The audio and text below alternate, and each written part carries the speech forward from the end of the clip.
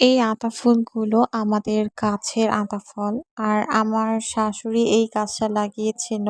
তো এই গাছটাই মাশাআল্লাহ অনেক বড় হয়ে গিয়েছে অ্যান্ড এই গাছ থেকে এত বড়, বড় পাকা, পাকা আতা ফল হয়। আর এই আতা ফলগুলো মাশাআল্লাহ এত খেতে মজা আর মিষ্টি। আমি না বিয়ের আগে একদমই আতা ফল খেতে চাইতাম না। কিন্তু আমি বিয়ের পর থেকে আমি শ্বশুরবাড়ি এসে আমাকে সবাই আতা ফল খাওয়া শিখায় ফেলছে।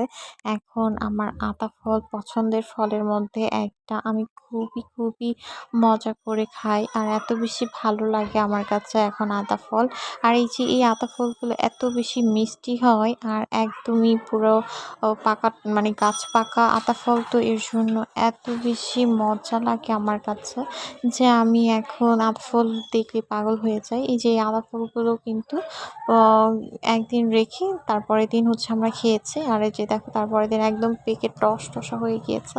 এই যে এখন হচ্ছে আমি আতা ফলটা ভেঙে এই যে দেখো, এই যে ভিতর অংশটা কত বেশি একদম পাকা হয়েছে। মাশাআল্লাহ, মাশাআল্লাহ। আর এটা খেতে একদম অমৃত ছিল।